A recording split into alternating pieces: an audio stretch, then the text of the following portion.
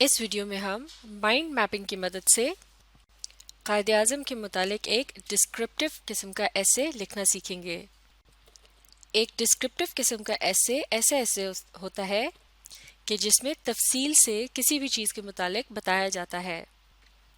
और क्योंकि इस ऐसे का टॉपिक जो है वो है कायदे आज़म, जो कि बरे सगीर के मुसलमानों के अजीम लीडर थे, लिहाजा इनकी ज़ात से मुतालिक अगर हम ऐसे लिखेंगे तो ये कहलाया जाएगा एक नॉन फिक्शनल ऐसे, यानी ऐसा ऐसे जो कि हकीकत पर मबनी है। तो इस तरह से इस किस्म का ऐसे जो होता है वो फिक्शनल ऐसे का उल्ट होता है। जैसा कि फिक्शनल ऐसे जो होता है वो तसव्वुराती किस्म का ऐसे होता है जिसमें आप अपने दिल से कोई कहानी वगैरह लिखते हैं। इसके अलावा ये ऐसे जो है एक मशहूर शख्सियत की ज़ात से ताल्लुक़ रखता है, यानी कि इसमें यह बताया जाएगा कि उनकी शख्सियत कैसी थी और उन्होंने क्या कुछ किया या फिर वो किस वजह से मशहूर थे। लिहाजा इस किस्म के ऐसे को हम कह सकते हैं कि ये एक तरह का कैरेक्टर स्केच भी है। कैरेक्टर स्केच कहते हैं शख्सी खाके को।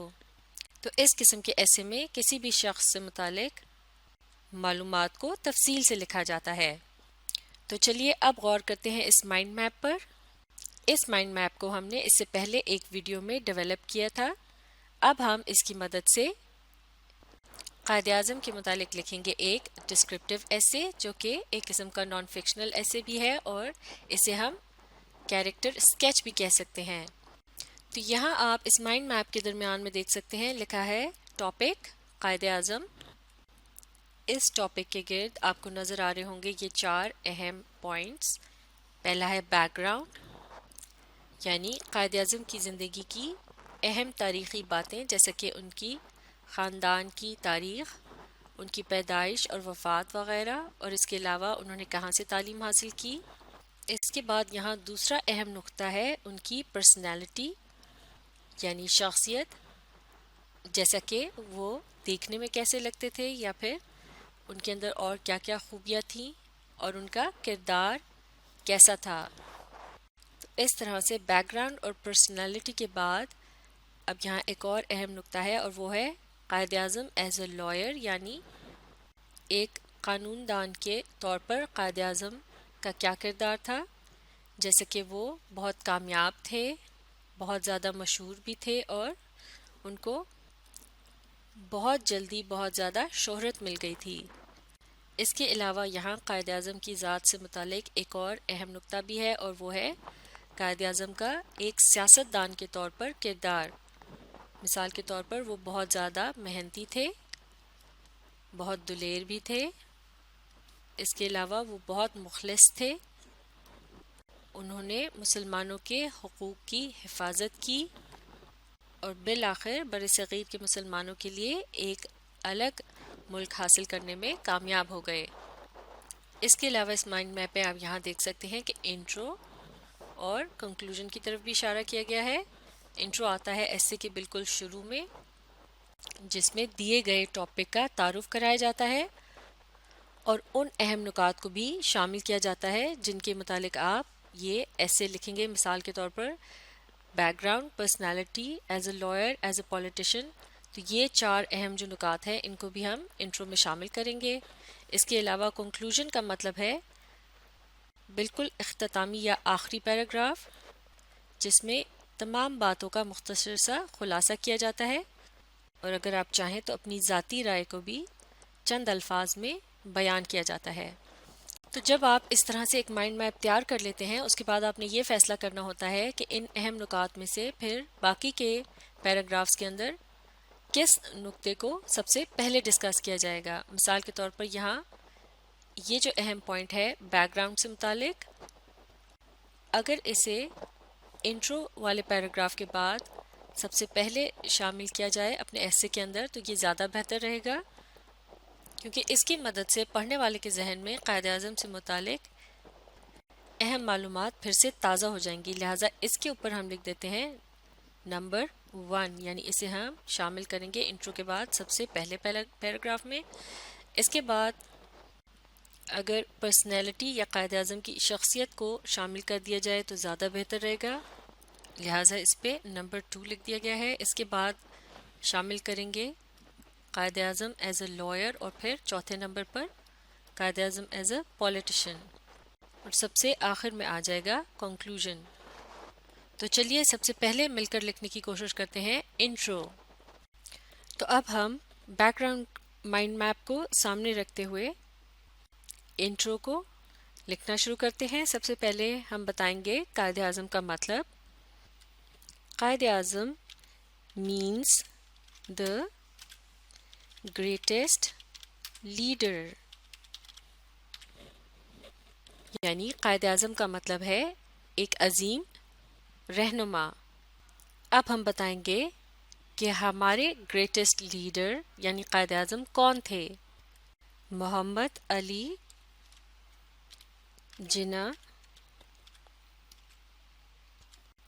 was our greatest leader۔ اب ہم نے بتانا ہے کہ انہوں نے کیا کیا۔ He gave us Pakistan. تو یہاں ہم نے 3 اہم باتیں بتا دیں، یعنی قائد اعظم کا مطلب کیا ہے، اور قائد اعظم دراصل کون تھے، اور انہوں نے کیا کیا۔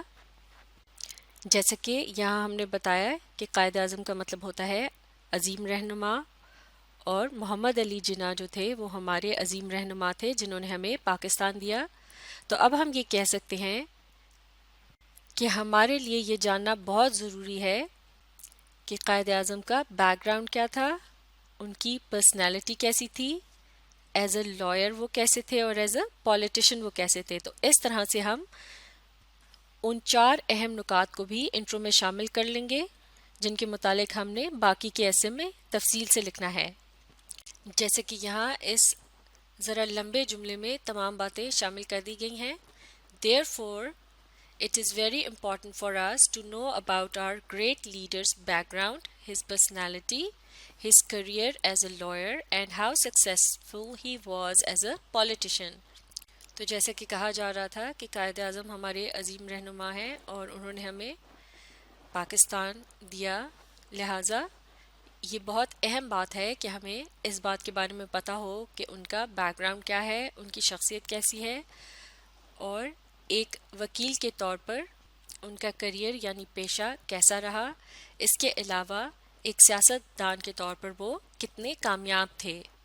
تو اس طرح سے انٹرو کے اندر شامل کیا جاتا ہے ان تمام اہم نکات کو جن کے متعلق آپ تفصیل سے باقی کے حصے میں لکھتے ہیں، اور کسی نہ کسی طریقے سے اس وجہ کو بھی یہاں شامل کرنے کی کوشش کی جاتی ہے کہ آپ کیوں کسی کو ان اہم نکات کے متعلق بتانا چاہ رہے ہیں۔ جیسے کہ یہاں ہم نے یہ بتانے کی کوشش کی ہے کہ ان تمام اہم نکات کا تعلق جس شخصیت سے ہے وہ ایک عظیم لیڈر تھے، اور انہوں نے ہمیں ہمارا ملک دیا، لہٰذا ہمیں ان تمام باتوں کا پتہ ہونا بہت ضروری ہے۔ تو اس طرح سے پڑھنے والے کی دلچسپی بھی اس ایسے میں قائم رہے گی۔ اور اب ہم انٹرو کو مکمل کر چکے ہیں، تو اب ہم باری باری ان 4 اہم نکات کو ایک ایک کر کے الگ الگ پیراگراف میں تفصیل سے لکھیں گے۔ تو سب سے پہلے ہم لکھیں گے بیک گراؤنڈ کے متعلق۔ یہاں بیک گراؤنڈ سے مراد ہے قائد اعظم کی زندگی کا پس منظر، یعنی ان کی زندگی کے اہم واقعات۔ تو اس سے متعلق تمام باتوں کو ایک پیراگراف میں لکھا جائے گا۔ تو اب ایک نئے پیراگراف میں بیک گراؤنڈ کے متعلق لکھتے ہوئے سب سے پہلے ہم بتائیں گے ان کی تاریخ پیدائش۔ Quaid Azam was born in Karachi آن دا 25 دسمبر 1876۔ تو یہاں ان کے پیدائش کا شہر، دن، مہینہ اور سال لکھ دیا گیا ہے۔ اس کے بعد ہم بتائیں گے کہ ان کے والد کون تھے۔ His father was a rich merchant، یعنی ان کے والد ایک مالدار تاجر تھے۔ اب ہم بات کریں گے قائد اعظم کے تعلیمی پس منظر کے متعلق۔ تو اب ہم نے ان کی تعلیم سے متعلق بتاتے ہوئے یہاں لکھا ہے He gave his son a good education، یعنی قائد اعظم کے والد نے انہیں اچھی تعلیم دی۔ At the age of 16 جنا went to England to study law، یعنی 16 سال کی عمر میں جنا قانون پڑھنے کے لیے انگلستان چلے گئے۔ 4 years later he started his career as a lawyer in Bombay، اور 4 سال بعد ایک وکیل کی حیثیت سے انہوں نے بمبئی میں اپنے پیشے کا آغاز کیا۔ تو اس طرح سے اب ہم نے اس پیراگراف کے اندر بیک گراؤنڈ کے نقطے کو یا اہم پوائنٹ کو کور کر لیا ہے۔ اب باری ہے قائد اعظم کی پرسنالٹی کے متعلق لکھنے کی، یعنی ان کی شخصیت کے بارے میں لکھنے کی۔ اسے ہم اگلی ویڈیو میں مکمل کریں گے۔ تو اب آپ اس ویڈیو کو ری پلے کیجئے اور اس کے ساتھ ساتھ پڑھنے، سمجھنے اور لکھنے کی کوشش جاری رکھیے۔